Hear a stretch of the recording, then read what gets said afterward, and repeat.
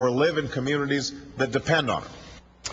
Joining me now is Congressman Gary Peters from Michigan. Chrysler is in his district. You know, Congressman, I know the president's very popular, but I have to say that's about the best case I have ever heard and the best description of how positive bankruptcy can be that I've ever heard. Are you okay with this?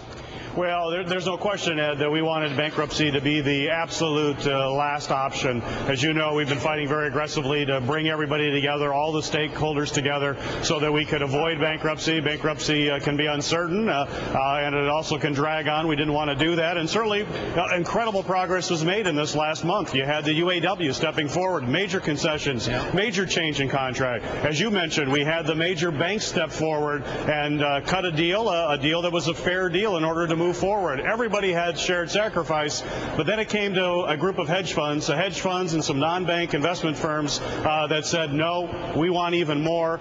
We don't believe in that, even though they were getting a good deal. And quite frankly, Ed, I think they made a bad business decision, because now that Chrysler's gone into bankruptcy, they're likely to fare worse than they would have fared had they dealt with the Treasury. They certainly didn't do their shareholders any good, and they certainly did not do the country any good, that's for sure. Congressman, why don't we just write Chrysler another big loan check?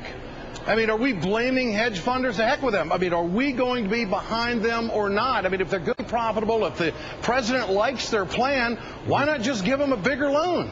Well, he is giving a loan, $6 billion, actually about $8 billion total money will go into Chrysler. So the president definitely stepped up, said we're going to get through this bankruptcy. Debtor in possession financing is a big challenge, especially now in this very tough economic time. The president has committed to doing that, to provide the funding necessary, and he made some commitments. I had opportunity to talk to him prior to the announcement, and he was very clear that we're going to be protecting, or that he's going to be protecting the retirements of Chrysler workers. Okay, that's a key point. I want to stop you right there. You have a commitment from the President of the United States that people are going to get their retirement checks in full on this deal.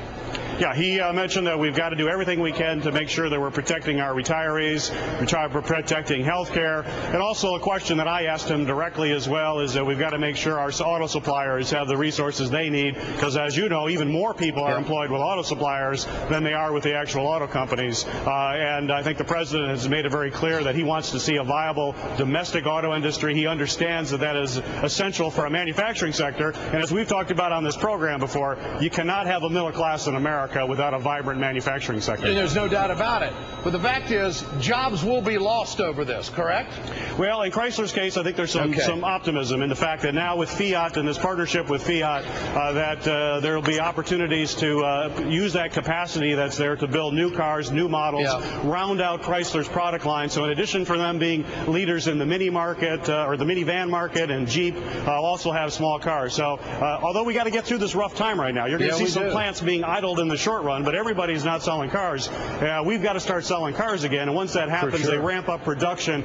You could see it. So I think you got to look at, again, I think bankruptcy, we should have tried to avoid it at all costs. There was every effort to do that, but now that we're there, we've got to move forward. Is the only thing, and it is the thing. Thanks, Congressman. Appreciate your time tonight. Pleasure. House GOP